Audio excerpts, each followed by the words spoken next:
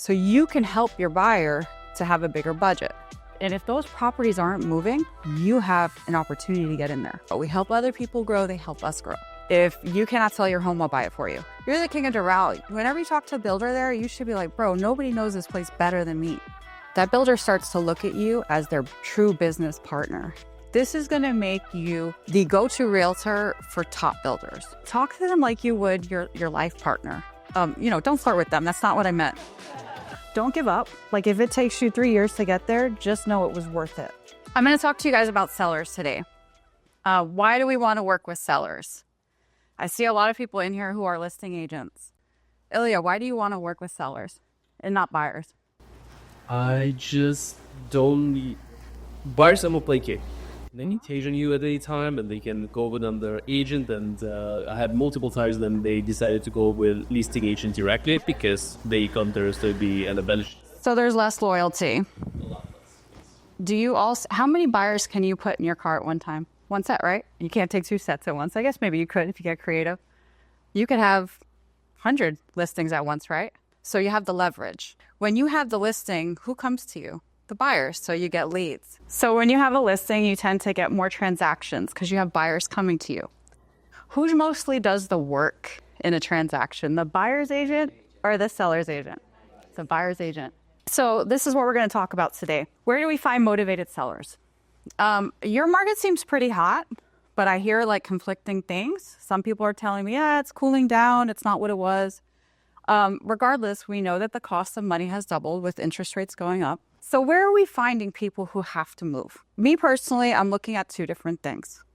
I'm looking at life events. What's a life event? Divorce. Exactly. So a reason why they have to move. A reason why they might be willing to take a loss, but they have to move. These are who we're looking for. Another thing that we're going to look for is new construction. Why do we love new construction? Most builders buy down the rate. They include closing costs. They do a lot of things to make that transaction, really attractive to buyers. What happens is a new build that's maybe $750. I don't know what your average price is, but I guess probably $750 is probably average here. With a buy down from the builder can be the same as a $500,000 property that's a resale. So you can help your buyer to have a bigger budget. But we don't want to work with buyers. What do we say we want to work with? Hey, that's right. So how do we go after builders? I think this is the only reason why you guys are listening to me right now. Here in South Florida, I feel like every time I drive down, there's some new building. Probably even, I guess you guys are all in different communities, right? Always something new going up. Who's the preferred lender? You can Google it right now, new developments. And you're going to see who the preferred lender is. Who's the preferred title person? Instead of when these people contact you, because a lot of mortgage brokers and title people contact you and you're a little rude to them. We all do that sometimes. Why don't we create relationships with them? Hey, I saw that you're working on the Porsche Tower. How do you feel about the agent that's handling that right now? Do you enjoy working with them? And a lot of the times you're going to find out they hate that agent. They're screwing up the deals. They're not moving the inventory. They're having to work way harder than they want to. So here you come in. How can I help you? Now you have somebody who has the builder's ear. They have influence on the builder. They're going to listen to the preferred title, the preferred lender. And if those properties aren't moving, you have an opportunity to get in there. So now what do we want to do? You want to start sending them business. This particular gentleman who got me into a very big community in Texas, I take him to lunch. I give him opportunities all the time. Hey, there's this agent I met. She's closing tons of deals. She's not with me at my company, but I really think you should know her. May I make the introduction? I just introduced him to somebody that sends him 20 deals a year. Does he like me? Yes. Does he want to help me? Yeah. So we're in a business where we have to help each other, right? And this is how we grow. We help other people grow. They help us grow. We want to do things that is mutually beneficial. And also we want to find out about pain points. I kind of already expressed that. Pain points, when you really get to know somebody, do they kind of start venting to you? And you just kind of got to take mental notes. Just listen. They'll tell you a lot of things. So how I position it, most builders come from a corporate background. So they think in terms of what is my profit margin? What are my deadlines? So even though you're going in there with like a listing presentation, you're not going to call it that. May I offer you a free profit margin consultation? These are words that they care about. That is the only thing they care about. Because their margin right now, as the price of money goes up and the cost of materials go up and the cost of homes go down, it's shrinking. So when you talk to them about their margins, you're saying, hey, I want to do something to help you, Mr. Builder. So then you go in there and you find out, just like a listing presentation, what kind of questions do you ask on a listing presentation to a regular seller? Where are you moving to? How much are you looking to get for the property? What is the motivation? Yep. So how many units do you currently have built, sitting on the ground? I have 86. How many of those have sold in the past 6 months? 3. When is your next investor deadline that you need to meet? Yesterday. Did you just find out that they need you to sell them now? They're a motivated builder. They're a motivated builder. Heck yeah.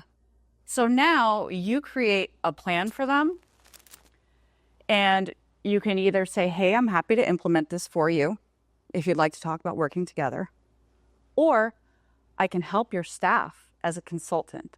And sometimes builders are not quick to fire people because they have, someone who's found them land, someone who's done things for them. But as long as you continue to add value and show that you are so needed, that they're gonna keep coming back to you. So we offer guarantees. So one thing I do that almost every builder can't say no to, I have a buyout program. Sometimes buyers do not buy new construction because they had trouble selling their previous home. I offer a buyout. If you cannot sell your home, I'll buy it for you, and then I'll sell it. So have your data ready. Again, it's just a fancy term for a listing appointment. Everything you guys do on a regular listing appointment, you're going to do the same thing for the builder. Average days on market, supply and demand. If you're falling asleep, I am too. All the normal things. All the normal stuff you guys do, you're going to do the same thing for the community. You know Doral, you said, right? You're the king of Doral. Whenever you talk to a builder there, you should be like, bro, nobody knows this place better than me. And they're going to believe you because you're going to know it inside out better than they do. So what tools can you offer? We talked about that. Guarantees. So I also offer some other guarantees. So in this particular community, he was listed with an agent from church. In Texas, this is a big thing. Your connections in your church really, really matter, right? So breaking that relationship was very scary for the builder. I said, look, you have to sell out. These homes are built. They're just sitting there costing you money every day. If I don't sell it out in 8 months, I'm going to pay you $50,000, and you can give it to that agent because I screwed up. And we sold it in 6. Now, and also is talk about, because I'm aware something mentally has to happen for you to be able to do that. So most people, If they have to spend, most agents, if they have to spend any money, they're like, oh God, I would have spent a nickel on anything. so for you to say, talk about mentally how that makes sense to you. So you're like, yeah, even if it costs me 50 and I sell 16 of them and I make $150,000, would much as you spend 50,000 make 150? Of course. So What is your average commission check here? I would guess it's 15,000. So if your average commission check is 10,000 and you have 50 homes to sell, you're not going to make up for it, even if you did screw up. Most realtors have a very scarce mindset. They won't even spend money to, take better pictures, better business cards, right? They want their title person to sponsor it. I'm taking my title person to lunch. Whatever agents are doing that, isn't working, do the opposite. If you see agents that are constantly failing, whatever they're doing, you do the opposite. And when you see one's doing well, be like, hey, that's weird, but I'm going to try it. I've always felt I like to throw money at things because I've always seen rich people do that. I don't know many rich people, but I see them on TV. Yeah. And you know what? I read in a book, I think it was The Art of Power, that the circulation of money is power. So the more you circulate it, the more power you gain in your life. So I have always felt that way. Throw money at problems. It'll fix it. Oh, hey, this is next level shit. Value add partnership. This is how you go from being a real estate agent to dominating. What can you do to partner with people that has nothing to do with selling properties? Everybody can sell. If you're a great agent, if you're in the top 10%, you should know how to sell a property. What else can you do for them? What else can you do to become their business partner? So one thing that I have done is I raise capital. I help them. A lot of people here do investment properties, right? I know you do. So if you're working with people who are already comfortable with investing, why not talk to them about another vehicle? And if you can raise a decent amount of money for, anything over like probably 500,000, you're a serious force. That builder starts to look at you as their true business partner. You're not just a realtor at that point. So you already have this amazing Rolodex because you're a real estate agent that you could start calling. Hey, it's me, Diane. Remember I tried to help you buy that property, but you got outbid? Yeah. Well, do you still have that 200,000 you wanted to invest? You know what? I had this amazing it's opportunity for you. Would you like me to connect you with the person who could help you? That's an easy conversation. Do you guys feel comfortable calling people doing that? If it helps you to get a whole building, wouldn't you? Yeah, I would say so. So this is going to differentiate you. This is going to make you the go-to realtor for top builders. Number 2 is investor deadlines. This is really important to builders and developers. So the people who invest in their projects are supposed to be paid by a certain period in time. And when they are not, they start calling them every day. And those are phone calls they hate to take. So if you can help them meet those deadlines, talk to them in terms of those deadlines, they understand that you're in this with them. And that's really important when you're in business with somebody.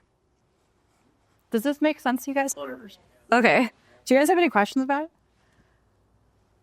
No? Just stunned with the information. Do the unexpected.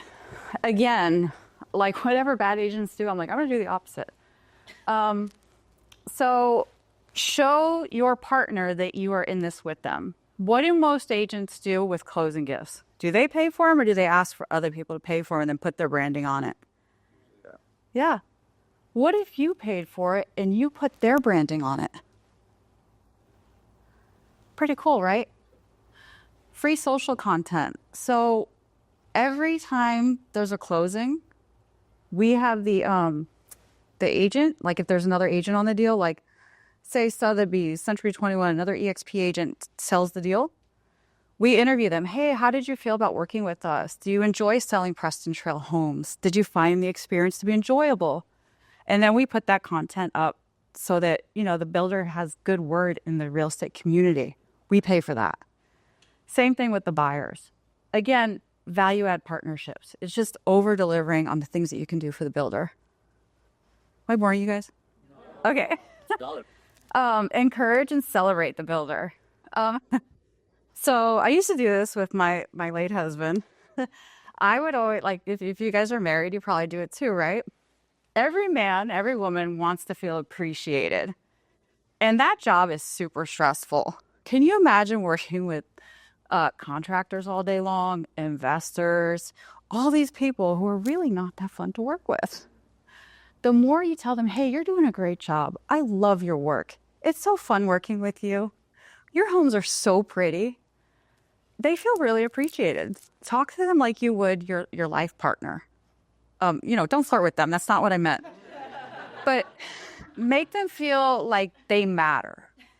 Because everybody wants to feel like what they're doing matters. And that's a super freaking stressful job. Avalon, how do you build that confidence to approach a builder in the first place?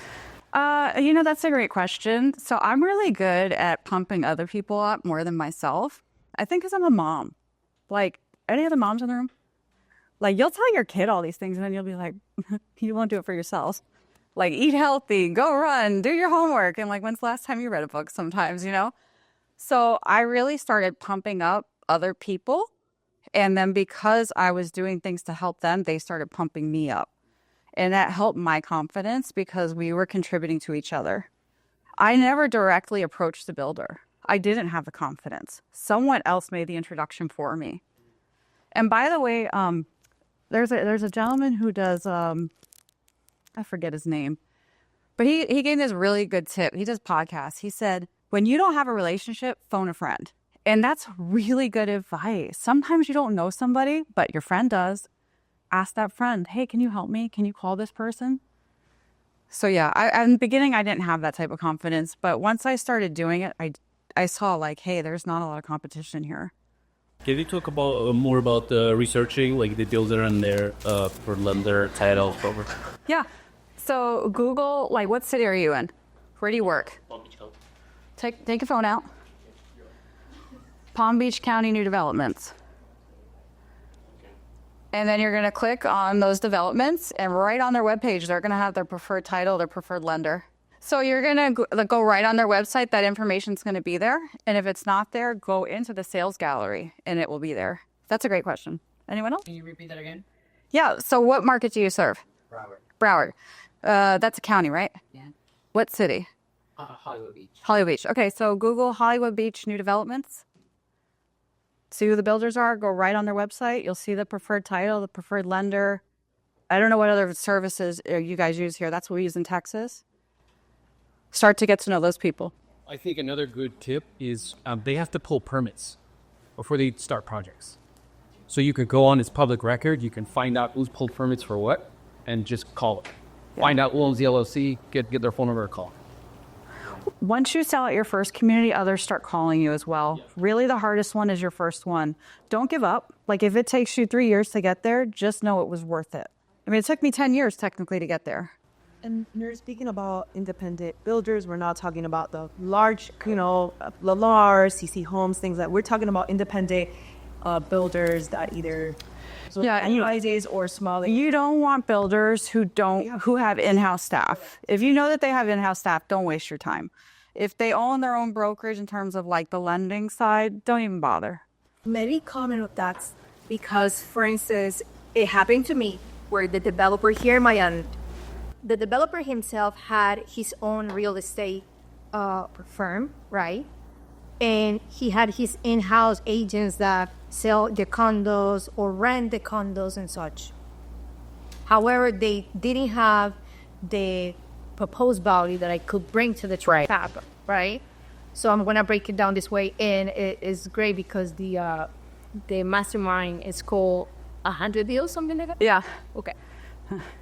These are really good examples. So yes, a lot of times it can become a waste of time because they have an in-house team. However, the in-house team not necessarily has the client that they're looking for, right? They have to go get them. They have to go market. They have to go target, right? In this case, this developer had in-house everything. Like I couldn't offer nothing else that they didn't have. However, I had the buyer ready, willing now, right? So I walk in his office and I ask him, hey, when are you getting the CO, the certificate of occupancy for your building? I'm not sure, probably XY date. When he gave me the answer, I knew it wasn't that day. It's probably 6 months to a year after that because he's in Miami, right? Yeah. So I said, okay, what if I can sell the building way before contingent to the certificate of occupancy, but way before then, so you become liquid, so you can keep moving your other inventory. I have a buyer that will, sign a contract contingent to that. And I can take care of the lease up because it was brand new construction, a brand new building, 42 units, completely empty. Yeah. So that's a value add partnership. You're offering something else. Not only that, it's really, really hard when you come to these buildings like this, multifamily property like this, really hard to be enticing to an investor, to a buyer. Why? Because they want something that is cash flowing. This property was brand new, no waiting list, no nothing, right? Well, it's very easy to get a waiting list in Miami, right? So in order to make it enticing to this one buyer, I gather a waiting list, like 60 people waiting list. So my buyer had what he wanted, which is a waiting list. We're ready to occupy the deal. Let us pre-lease up. I guarantee you, me and my team will lease up the building in 2 months. That's pretty risky to guarantee something like that because a lot of people doesn't meet the leasing criteria, right? And the developer, even though he had an in-house team, he told me, okay, I give you the exclusivity for 3 months. If in 3 months you haven't for those no results, then I don't want to see you again, right? So I could have turned around and said, what am I going to do here, right? But not only that, I was able to figure out how to be enticing to the buyer. The number one secret here is that I see now, this was a voila moment for me in my career that really set me apart from being an agent that works with multifamily investors and multifamily development to be my first investor, like my number one investor, investing in my industry, investing in what I sell, right? Instead of selling the building to my buyer, I told him, I put my commission in and we go partners with the building. So now my KP, along with him, he has... Playing with a cake. Yeah, that's a big deal. He's sponsored, meaning he can back up the debt in front of the bank. I can't. I don't have his network, right? However, I was the one that was making the deal possible, right? So now I put my commission in instead of figuring out, okay, where is my seller, where is my buyer, how can I make this transaction happen? I made sure that I stayed part of the transaction, and now I'm cash flowing from those 42 units in Miami, and that's a really good part of my resume as capital raising, as syndicator, because I made myself participant, right? And I said to him, all of my commission goes in, and I make sure that we negotiate the price with my seller, right? So I know the story went longer than it should, but this is just to give you little nuggets of how much opportunity is in every single transaction, and how much you can, to her point, from one client, get 100 deals. So for instance, I got one client, one seller, one buyer. Now the buyer is my partner, somebody with a really, really good network, so we can do more deals together, somebody that will back me out in the future. But now I was able to bring leads to my team because they have 42 units to lease. Catalina, how long have you been doing multifamily? Multifamily, 12 years. I was going to say more than 10 years. In your career, how many female KPs have you met? Now I would say that 2. One out of 2. 2. And that was none. Oh, not until like probably a year ago. So I was like the first one, and then somebody else that I met was the second. I wanted to comment on that because it's really easy just to turn the corner, feel intimidated, feel I don't have nothing to add here. Like, what's my worth here? Always look at every deal, at every client, at every seller, at every buyer with a long-lasting intention. Why? Because, like I said, I was able to provide 42 leads for my team. Mm-hmm. They had to lease 42 units. And you gave up your whole commission. Buyers. They had 42 buyers for the next year or two, right? So that's how you get from 1 to 100, right? And because of this building, my portfolio was only the time probably like 36 to the next, right? Now over 100 units. Right? It only takes one deal, guys. And like she said, the first one is the hardest one. Yeah. That's awesome. Thank you. And to another kind of like wake up comment is I have 0 social media presence. Okay. That's not true. You do. Like 10,000. You did. Well, but my followers is because of the network that I've... So, can you imagine if you did? Those star peas. Yeah. So Grant Cardone raises $50 million a month with no... Who's personal friends with them?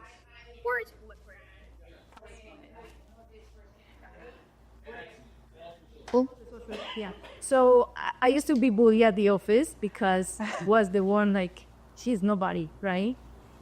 So when you don't have that type of presence, I'm not known because I'm not known because of my social media presence. Or so I have to work harder in other areas. So that's not really relevant. That's not really, it doesn't matter, right? And now I move in an arena where 90 people of the 100 that I speak to are in my same boat. Zero social media presence because they are different fields, right?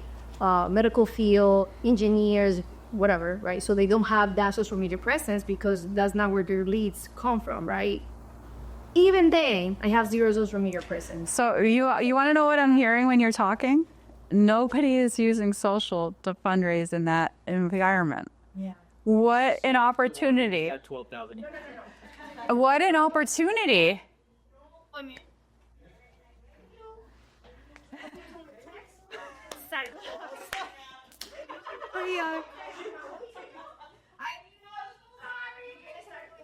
I'm beginning on her. Baby, okay? Potty trigger. If you are already dominating your social media presence, right? You are one step away from it. My case will be totally different. However, I have what she doesn't. Yes. Right? Well, I mean, collaboration begins. And what would happen is if you decided to do it, it would magnify it. So you go from 100 units to 1,000. Look at where is there that she looks at me? It's you. I've been talking to you. Melinda's like, So just another, okay, like serious social media, you need to find what is it that adds value that put it to you to make it happen. Catalina, I have one question for you. When are you going to become an elite builder?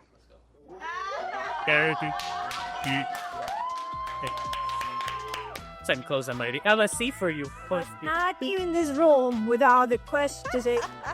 And of course, it has to be Jessica. I don't know if you guys know, but I left EXP to want to go, right? But yes, I did. For totally different reasons, though. It is a strategy for business.